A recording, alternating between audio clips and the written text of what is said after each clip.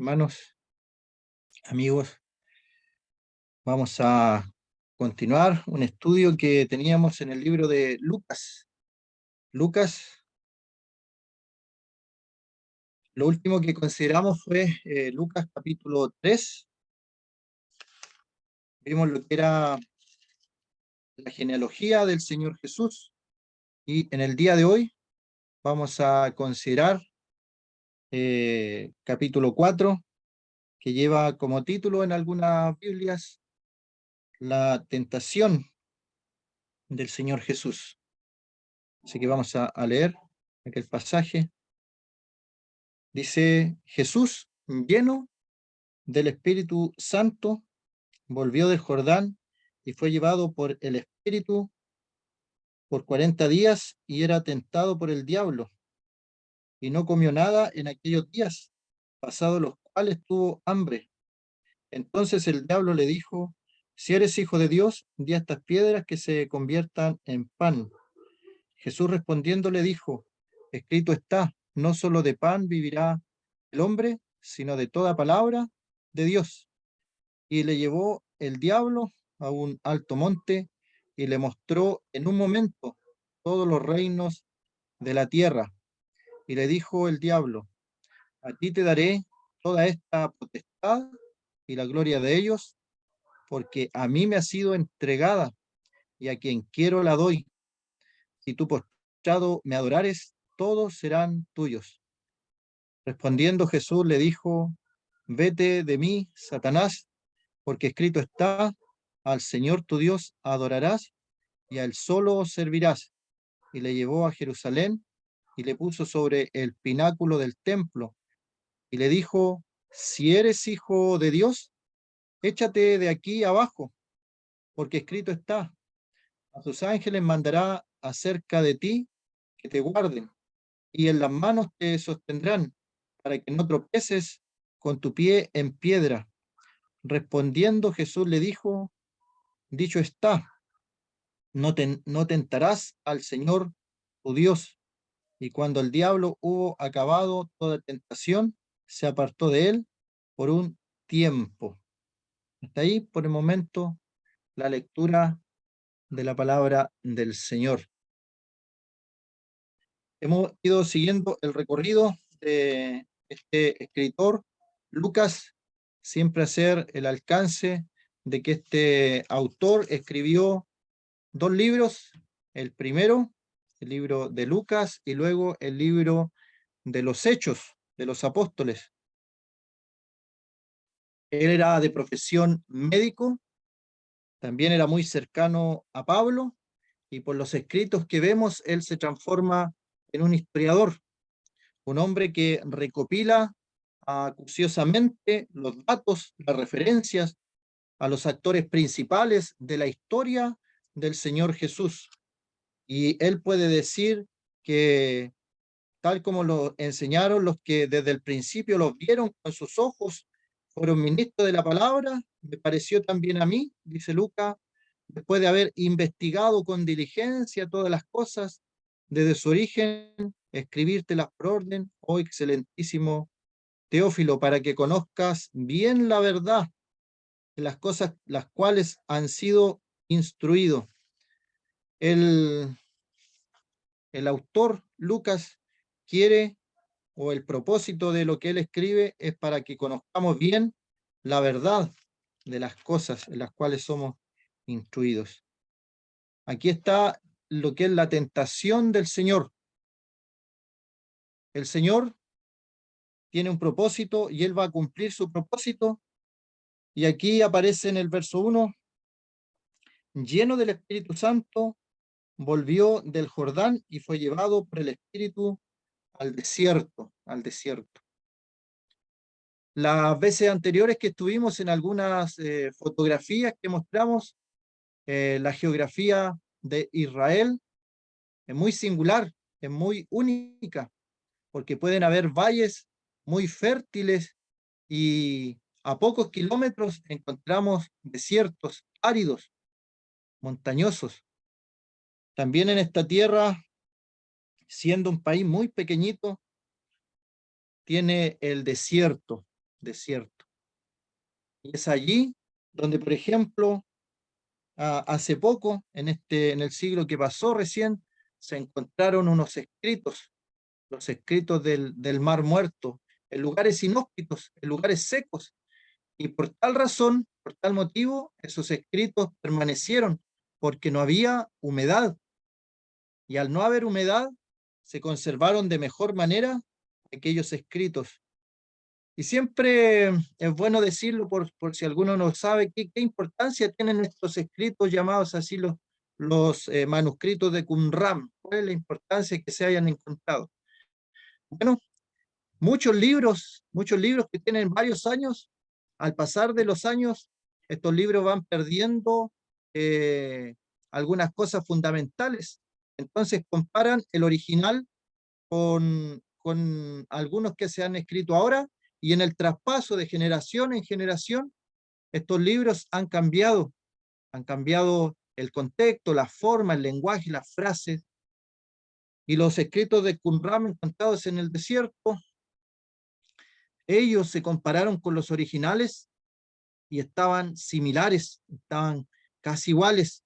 Los detalles eran mínimos, las transformaciones eran mínimas, lo que le da mayor validez a la escritura, a la palabra de Dios.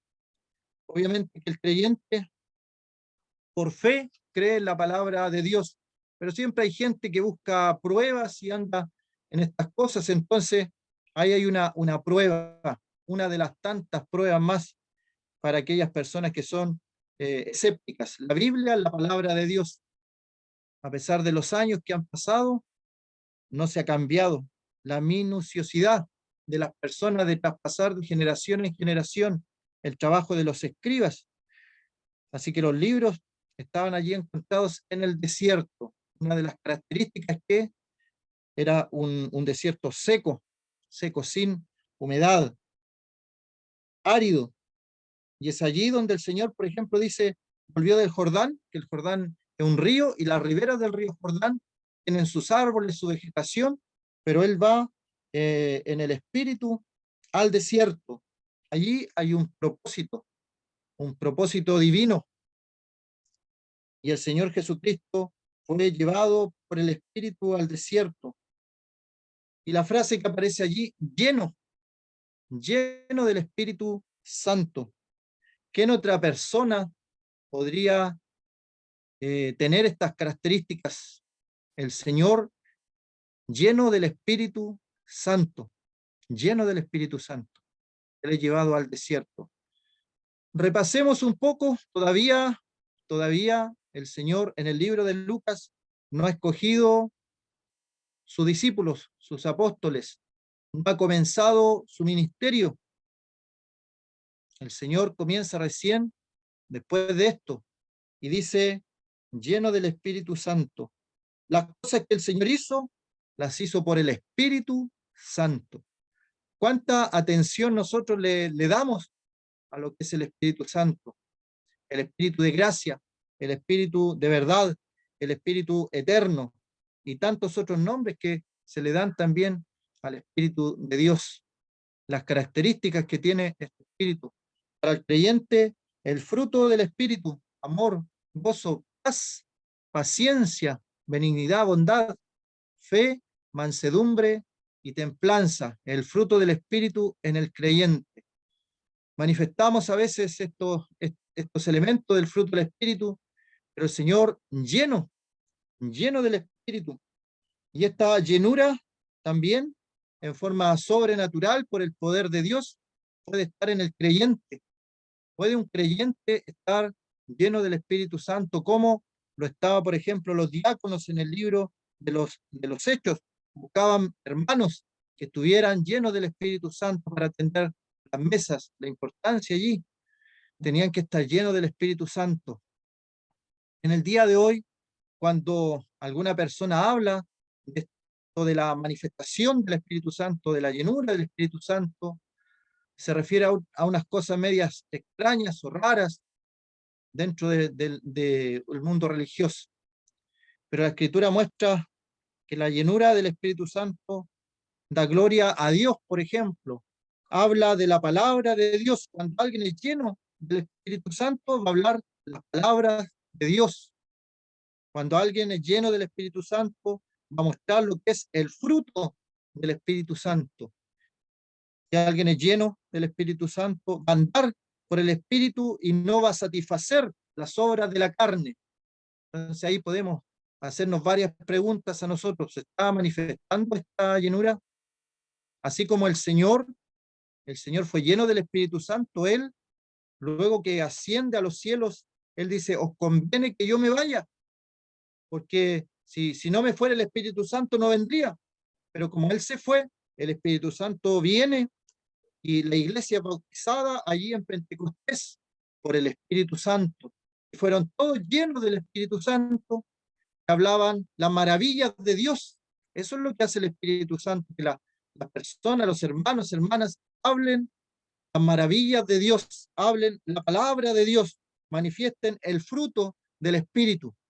Eso es ser lleno del Espíritu Santo y no otras cosas medias raras que la mayoría de las personas, yo creo que me entiende cuando alguien habla dice, se manifestó hoy día en la reunión del Espíritu Santo refiriéndose a unos movimientos raros o saltos raros o alguna cosa como jerigoncia que a veces se escucha. El Espíritu Santo es un espíritu de orden porque es Dios, Dios mismo. Es una de las personas de la deidad y el Señor lleno del Espíritu Santo es llevado al desierto, al desierto. Y en lo espiritual el desierto habla de pruebas y cada uno de nosotros también en algún momento es llevado al desierto. Así como el pueblo de Israel, por ejemplo, también tuvo que atravesar el desierto para llegar a la tierra prometida. El creyente, el Señor lo hace de una u otra forma pasar por los desiertos en esta vida para ver qué es lo que hay en el corazón de nosotros. ¿Se acuerda? El pueblo de Israel fue pasado por el desierto para que Dios viera lo que había en el corazón de los israelitas. Y allí salió todo lo que había dentro de ellos en el desierto, en la prueba, en las circunstancias adversas. Y salió todo lo malo hasta la idolatría encabezada por Aarón. Tomamos este oro y salió este becerro. El pueblo de Israel, el pueblo de Israel. ¿Eso dónde pasó? En el desierto. Devuélvenos a Egipto, en el desierto. Querer volver atrás, en el desierto. La incredulidad, la falta de fe, de confianza, en el desierto. Allí ocurre. Bien, el Señor no nos pide nada que Él no haya hecho. Y aquí nos va a demostrar de una manera asombrosa que Él no ocupó sus poderes divinos. Él no fue al desierto como la deidad, la divinidad. Él va como el hombre perfecto, así lo presenta Lucas, como el hombre perfecto, y va en el poder del Espíritu Santo. Y las tentaciones que él venció, no las venció por su poder divino. Y eso es importante. ¿Por qué es importante? Si lo hubiera hecho con su poder divino y nos pidiera ahora a nosotros que venciéramos la tentación, que venciéramos al tentador, que nos protegiera del mal, nosotros diríamos, bueno, es que el Señor es Dios, pero nosotros somos solamente hombres. No podemos vencer las tentaciones. Pero el Señor nos muestra y nos dejó aquí estampado que Él venció las tentaciones solamente con la palabra de Dios. Y ese es el ejemplo, con la palabra de Dios. Que ningún creyente, que ningún hermano o hermana pueda decir, es que yo no puedo vencer la tentación. El Señor nos dejó el ejemplo. A través de la palabra de Dios, Él venció lo que era la tentación. Y aparecen tres tentaciones, pero dice al final, cuando el diablo hubo acabado toda tentación, solamente allí aparecen las que se nos mencionan tres tentaciones, pero toda tentación es todo ámbito. El Satanás, el diablo, lo tentó. Ahora se nos dejan estas tres cosas, porque está el cuerpo, el alma y el espíritu, el ser completo del hombre. Y ahí el Señor fue tentado en su cuerpo, en su alma y en su espíritu. Y el creyente, ¿cómo es tentado? También de la misma manera. El creyente es tentado en su cuerpo, en su alma y en su espíritu. El tentador es el mismo. El tentador es el mismo, el diablo. Y el creyente tiene que vencer, tiene que luchar, tiene que dar la pelea. No nos acobardemos para dar la pelea frente al enemigo. Sabemos que el enemigo es poderoso, pero Dios es todopoderoso. Y el que está en nosotros, dice Juan, el que está en nosotros es mayor que el que está en el mundo. Y cuando allí Juan dice que el que está en nosotros se refiere al Espíritu Santo. Si el Espíritu Santo está en nosotros, hermanos, hermanas, podemos vencer al enemigo de las almas, al acusador de nuestros hermanos, a Satanás el diablo, que muchas veces viene para desanimarnos, para plantar duda en nuestra fe. Tenemos que vencer. Es tentado el Señor después de 40 días, no había comido, dice que tuvo hambre, y el Señor lo menciona allí, tuvo hambre porque él era hombre, hombre. Y como dije, y vuelvo a repetir, sus poderes divinos quedan demostrados en los evangelios, pero hay ciertas cosas que el Señor obró en el poder del Espíritu Santo, dejando ejemplo para los creyentes. Y Él nos pide a nosotros algo que Él realizó, que Él hizo. ¿Cómo podemos vencer al enemigo cuando somos tentados? La palabra de Dios. Por eso es la importancia de aprender la palabra de Dios, de memorizar la palabra de Dios, aprender. El Señor, cada una de las cosas que dijo estaban escritas en el Antiguo Testamento. Y le da la frase, escrito está. Las tres ocasiones, escrito está. Y de ahí el Señor no se movió. ¿Acaso Satanás no sabía lo que estaba escrito? Obvio que sí, sabía. Y vamos a ver que él malutilizó las escrituras, porque así es el enemigo. Lo vemos en el caso de Eva, de Adán y Eva, con que Dios os ha dicho. Así comienza, tratando de hacer dudar al hermano, a la hermana, en su fe, inyectando cierta duda en nuestras convicciones, en nuestras creencias, para que tambaleemos en nuestra fe. El Señor nos ayude a estar firmes frente a las tentaciones. El Señor tuvo hambre, dice aquí el verso 2. En otros pasajes nos habla que tuvo sed. El Señor cansado del camino. El Señor estaba durmiendo en una barca.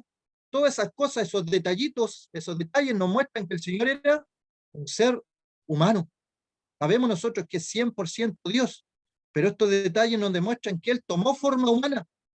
Como dice Pablo, indiscutiblemente grande es el misterio de la piedad. Dios fue manifestado en carne. Y aquí lo podemos ver. Él 40 días sin comer, en ayuno, que también el ayuno es un arma poderosa. Isaías 58 nos habla del verdadero ayuno, y más que dejar de comer, en Isaías 58, donde habla del verdadero ayuno, significa que dejemos las cosas que nos están estorbando en nuestra carrera cristiana, que dejemos esas cosas. A veces hay personas que demacran su rostro y dicen estoy ayunando, refiriéndose al alimento, a la bebida, pero el verdadero ayuno es dejar de hacer las cosas que no le agradan a Dios, dejar de hacer esas cosas, el verdadero ayuno. Y el ayuno como un arma poderosa en la mano de Dios. Después de eso el Señor tiene hambre y viene la tentación. Tú tienes el poder, tú tienes el poder, no tienes necesidad de tener hambre. Puedes transformar estas piedras en pan. ¿Qué te va a costar a ti? No te cuesta nada. Esa era la tentación. Ahora hay otra tentación detrás, que una piedra se transforme en pan. El pan tiene que pasar todo un proceso para hacer pan. No crecen los árboles como las frutas, o en la tierra como lo sembrado. El pan es todo un proceso donde hay hartas cosas que influyen para que salga un buen pan. Y Satanás le dice, di que estas piedras se conviertan en pan. Que es lo que le está diciendo, ahórrate todo el proceso porque tú tienes el poder para hacerlo. ¿Para qué vas a estar trabajando en sembrar el trigo, en moler el trigo, en amasar la masa, en echarla al horno, esperar que tenga el proceso, el pan. Tú lo puedes hacer ahora ya. ¿Y acaso no es eso la tentación que nos ofrece hoy día el Evangelio de la Prosperidad? Estas piedras se conviertan en pan. Ahórrate todo el proceso. Era un ataque a su cuerpo que tenía hambre. 40 días sin comer, en ayuno. Y el Señor le responde con la palabra. Ocupa la palabra. No solo de pan vivirá el hombre, sino de toda palabra de Dios. Y el texto allí en el Antiguo Testamento dice de la palabra que sale de la boca de Dios. Y en Juan nos dice el escritor que es el Señor mismo, que es el pan que descendió del cielo. El pan que descendió del cielo. Él es el maná, que es verdadera comida para nosotros. No solo de pan vivirá el hombre. Hermano, hermana, ¿has sido tentado en esta área de tu vida, en tu cuerpo, en tus necesidades? Tú tienes una casa y quisieras tener una casa más grande, o tienes un vehículo, un carro, y quieres un carro más grande, y te puedes afanar en eso, teniendo sustento y abrigo, estemos contentos. No solo de pan vivirá el hombre, sino de toda palabra. Nuestro cuerpo es necesario cuidarlo. Tenemos que hacer ejercicio. Yo tengo que tener una rutina diaria de ejercicio, si no mi cuerpo se atrofia más de la cuenta. Pero dedicarle mayor tiempo del que corresponde al cuerpo, a las cosas del cuerpo, a la comida, a la bebida, comiendo y bebiendo, así como la gente del mundo, ahí traspasamos los límites. Estar preocupado tanto de mi cuerpo, de las cosas del cuerpo, y dejando de lado a Dios, ahí hay una tentación que podemos vencer, que podemos triunfar en esa área de nuestra vida. A Eva también la tentó en su cuerpo. El fruto era agradable para comer, dice, agradable para comer. Y se dieron nuestros padres. Eva comió y dio a su marido. La segunda tentación le llevó el diablo a un alto monte y le mostró todos los reinos de la tierra, todos los reinos de la tierra. Le dijo el diablo, aquí te daré toda esta potestad y la gloria de ellos, porque a mí me ha sido entregada y a quien quiero la doy. Y aquí hay una verdad espiritual que si la entendemos bien, vamos a entender por qué el mundo está como está. ¿Qué dice aquí? Satanás, el diablo, a mí me ha sido entregada, a quien quiero la doy. Los reinos de este mundo, ¿cuántos se han desviado? ¿Cuántos cristianos se han desviado por ir a las cosas del reino de este mundo? Hablemos de la política, por ejemplo. ¿Y qué es lo que dice el Señor? Escrito está, al Señor tu Dios adorarás, a Él solo servirás. Ninguno puede servir a dos señores, porque amará a uno y aborrecerá a otro. Este es el pecado de la idolatría, poner en el lugar de Dios, en el lugar que a Dios le corresponde, poner otra cosa que no sea Dios. Cualquier cosa. Puede ser nuestro trabajo, nuestra carrera, nuestros estudios, nuestras amistades, nuestros familiares. Todo lo que ocupe el primer lugar allí está transformándose en algo de idolatría. Podemos hacer todas las cosas que queramos. Dice Pablo cuando habla, todo es lícito, pero no todo conviene. Ahí tenemos un parámetro. Y el otro parámetro es que cualquier cosa que hagamos tiene que ser el segundo o tercer lugar. El primer lugar siempre, siempre tiene que estar Dios. ¿Acaso es malo estudiar, por ejemplo? De ninguna manera. Pero en primer lugar Dios, luego los estudios. ¿Es malo amar a la familia? De ninguna manera. Es recomendable. Es un mandato que nos amemos. Pero ese amor debe ser el segundo. El primero debe ser amar a Dios por sobre todas las cosas. Y obviamente que nos cuesta y es una tentación, pero en el desierto, en las circunstancias adversas, es ahí donde la persona se da cuenta dónde está su amor. Si está en el primer lugar, Dios, o ya sin darnos cuenta lo hemos pasado a un segundo lugar o a un tercer lugar. A mí me han sido dados todos estos reinos, yo te los voy a dar, y postrado me adorares. Y sabe que esto tiene que ver con la impaciencia también. El alma, ¿qué es lo que cree el alma? Quiere conseguir cosas. Sabe que el Señor en el libro de Apocalipsis es el Rey de Reyes y Señor de Señores. Es el Rey de todas las naciones, el Señor. O sea, lo que le está ofreciendo Satanás aquí, el Señor lo va a tener, es de él. Es por un breve tiempo, por un lapso de tiempo, que el príncipe de este mundo tiene los reinos de este mundo. Es por un poco tiempo. Pero él sabe que le queda poco tiempo. Y otra cosa, ¿quién estaba observando esta tentación? ¿Había alguien, además de ellos dos? Y esto tiene que ver con la integridad. La integridad. No vemos que alguien más estaba mirando.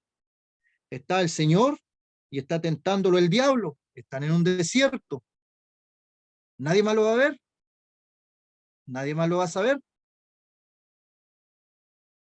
¿Y cuántos pecados nosotros evitamos solamente por el hecho de que puede alguien vernos o puede saber que hicimos algo malo? Pero esto tiene que ver con la integridad, lo que hay dentro. En el desierto se ve lo que hay dentro. Cuando nadie más te observa, nadie más te ve, y tal vez nadie más sepa lo que tú vas a hacer, allí realmente está la integridad, el varón íntegro, el que no peca a pesar de que nadie lo vea y a pesar de que nadie lo vaya a saber.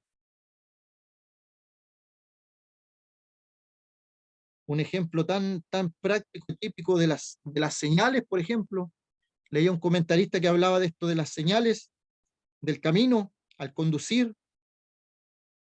Las personas ven las señales y obviamente las evitan porque pueden recibir una sanción económica y por eso las respetan. Pero si en un lugar están las mismas señales y él sabe que no va a haber sanción económica porque nadie lo va a controlar, a veces las rompe, a veces las quiebra. Y entonces Satanás le dice, a ti te daré esta potestad, este poder, la grandeza, porque a mí me ha sido entregada. Si tú te postras y me adoras, yo te lo doy todo, te lo entrego todo, ahora ya. Y como decía también allí, está la paciencia, el esperar en el Señor. El Señor sabe, en ese momento, el Señor sabe que los reinos son suyos. Él es el Rey de Reyes y Señor de Señores, que toda la creación le alaba. Apocalipsis 4, Apocalipsis 5, todo lo creado adora al Señor, el Cordero que fue inmolado, todo es de Él. Pero hay un paréntesis, un lapso de tiempo donde las cosas de este mundo, dice el príncipe de la potestad del aire, el príncipe que opera en los hijos de desobediencia, es este mundo, este sistema. Entonces, si me adoras, yo te doy todo, te entrego todo. Y ese tiene que ver con la esencia de nosotros, el alma de nosotros. Se dice que nosotros somos un alma, tenemos un cuerpo para que nos puedan ver, cuerpo visible, y un espíritu para la comunicación con lo espiritual, con Dios, con la divinidad. Y aquí el Señor pasa la prueba y nuevamente no utilizó su poder divino, utilizó la palabra de Dios. vete de mí, Satanás, vete de mí, Satanás, porque escrito está, al Señor tu Dios adorarás y a Él solo servirás. ¿Cómo está nuestra adoración? ¿Cómo está nuestra adoración? Hoy día, primer día de la semana, día del Señor, la adoración. ¿Cómo está esa reunión? La adoración hacia aquel que todo lo hizo por nosotros, a través del pan, a través de la copa. Se le adora, se le recuerda cada primer día de la semana. Y la tercera tentación, o el tercer ámbito, porque hemos visto que, como dice, toda tentación menciona estas tres, porque es cuerpo, alma y espíritu. Y ahora en el espíritu, ¿dónde lo lleva? Lo lleva a Jerusalén, verso 9. A Jerusalén. Jerusalén es la ciudad santa, es la ciudad sagrada, es la ciudad escogida por Dios, es la niña de sus ojos, de Dios, Jerusalén. Importante para el pueblo de Israel. En un momento la ciudad de Jerusalén va a ser sede central del gobierno mundial del Señor en el milenio. Y todos los países tendrán que ir a rendir tributo a Jerusalén. Va a ser la capital del mundo.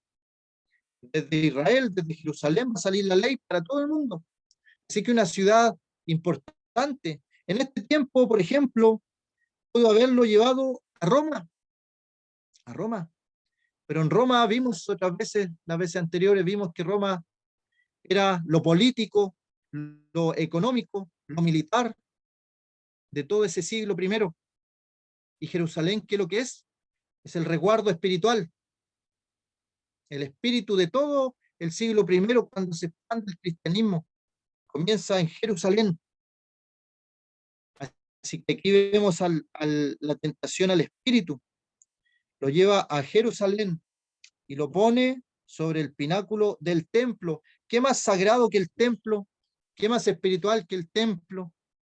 El templo de Israel, el templo de los judíos, que venían de otras naciones para ver allí el templo.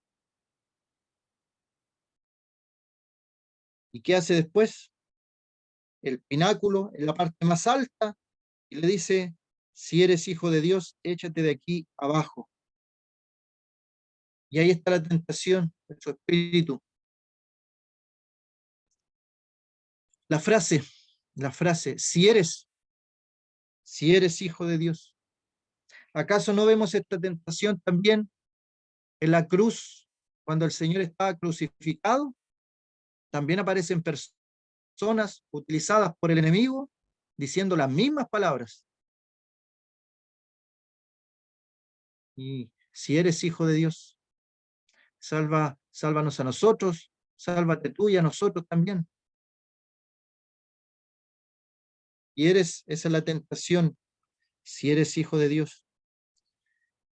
El Señor hablaba con Dios y le decía Padre, y eso escandalizaba a los judíos, a los rabinos, a los fariseos, saduceos, que el Dios de la antigüedad de ellos, que hacían incluso cosas cuando escribían el nombre de Dios, una reverencia, un respeto.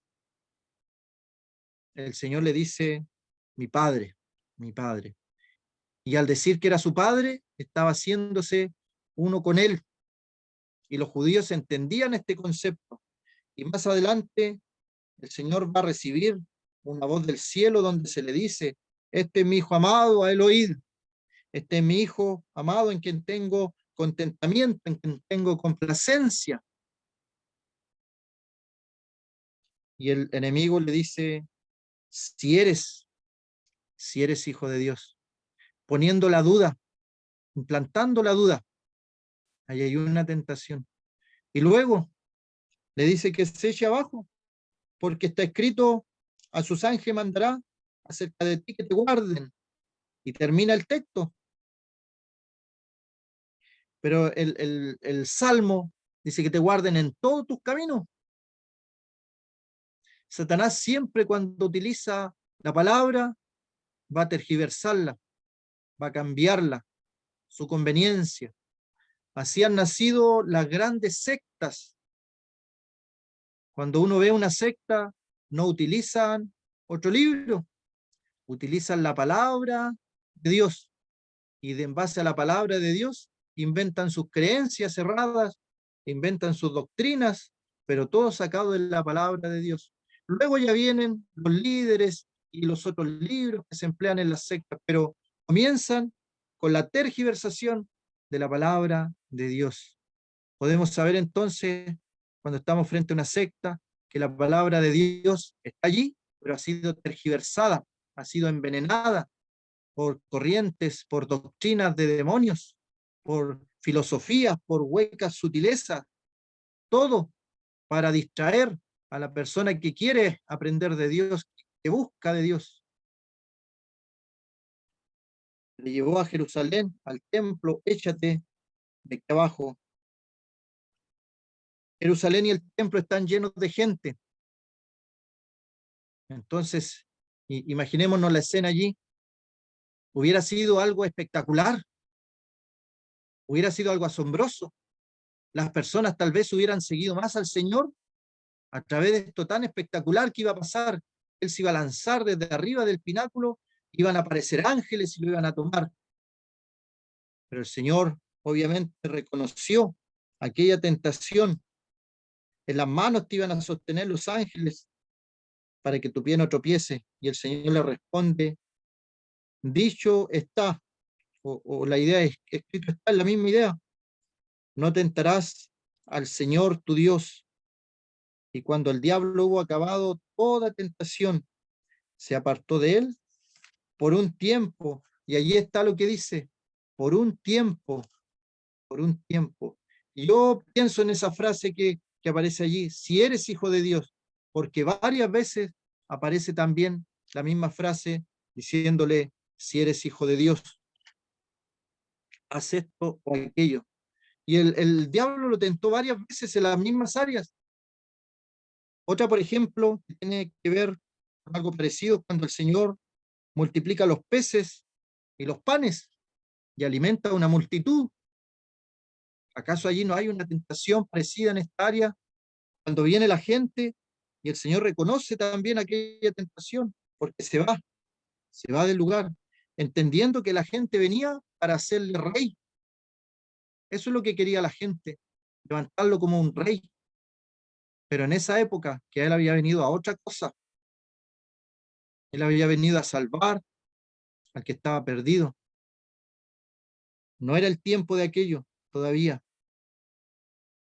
Los judíos tenían esta confusión, que esperaban a un Mesías político, militar, que los iba a liberar del yugo de Roma, pero no era el tiempo de aquellas profecías, era el tiempo de las profecías de Isaías 53. El siervo sufriente tenía que pasar por esa experiencia de la muerte, de la sepultación, de la resurrección, toda tentación. Cuerpo, alma y espíritu tentados por el enemigo de las almas. Y el Señor venció cada una de las tres y la venció con la palabra de Dios. No utilizó otro poder que nosotros no tengamos. ¿Acaso no tenemos la palabra de Dios nosotros en nuestras manos? Tenemos varias versiones, varias traducciones, pero en la palabra de Dios. Las mismas tentaciones se presentan para el creyente. En Primera de Juan, capítulo 2, versículo 15. Primera de Juan, capítulo 2, versículo 15. Dice, no améis al mundo, ni las cosas que están en el mundo. Si alguno ama al mundo, el amor del Padre no está en él. Y el 16, porque todo lo que hay en el mundo, los deseos de la carne, los deseos de los ojos y la vanagloria de la vida no proviene del Padre, sino de el mundo. Y el mundo pasa y sus deseos, pero el que hace la voluntad de Dios permanece para siempre. Así como el Señor fue tentado en aquellas áreas de su vida, el creyente también en el día de hoy sufre estas tentaciones. Todo lo que hay en el mundo, los deseos de la carne, los deseos del cuerpo, somos tentados también en el día de hoy a través de eso. Y Satanás no descansa. Satanás va a tentar al creyente en estas áreas, tratando de contaminar. Me temo que como la serpiente engañó a Eva, dice Pablo a los Corintios, vuestros sentidos sean engañados de la sincera fidelidad a Cristo. La serpiente engañó a Eva con astucia. Así el creyente puede ser engañado de la sincera fidelidad a Cristo. ¿Y cómo lo hace? A través de nuestros sentidos. Por lo menos el creyente o el ser humano tiene 5 sentidos. Algunos hablan de algunas personas un sexto sentido, pero no hay más. Y el enemigo ocupa esos sentidos para tentarnos, para la tentación. Y es bueno saber eso porque podemos identificar cuando el enemigo está tentando a través de los sentidos, todos los deseos de la carne, los deseos de los ojos, la vanagloria de la vida, no proviene de Dios, no proviene del Padre, sino del mundo. ¿Has sido tentado en tu vida espiritual? Y si has sido tentado, ¿cómo hemos reaccionado frente a las tentaciones? ¿Hemos salido victoriosos o hemos caído?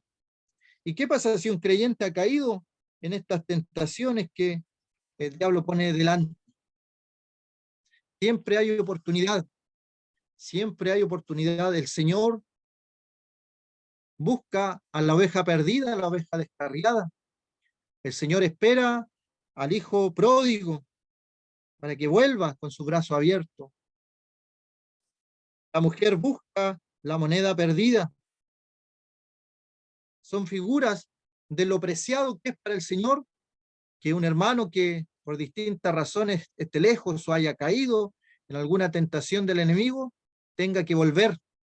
Y entre más rápido vuelva, mejor, mejor. No dejemos pasar el tiempo cuando hemos cedido ante la tentación. Él es fiel y justo para perdonarnos de nuestros pecados, para limpiarnos de toda maldad y presentarnos limpios delante de Dios. Ese es el deseo de Dios. Sabemos que hasta que partamos de este mundo o hasta que el Señor venga, vamos a ir siendo tentados, porque Satanás lo va a hacer. Una y otra vez va a tentar, va a tratar de poner duda en nuestra mente, en nuestro corazón respecto a nuestra fe, a nuestras convicciones, a nuestros propósitos. Pero los deseos de la carne, los deseos de los ojos y la vanagloria de la vida no proviene del Padre, sino del mundo. Y luego dice, y el mundo pasa, y sus deseos, pero el que hace la voluntad de Dios permanece para siempre. Y es otra cosa que tenemos que tener siempre presente. Todo lo que pasa en este mundo es pasajero, es pasajero. Partimos de este mundo, no nos podemos llevar nada y nos podemos afanar, pero en el cielo nos vamos a presentar nuestros diplomas. Aquí están mis años de estudio, mi trabajo, mis diplomas.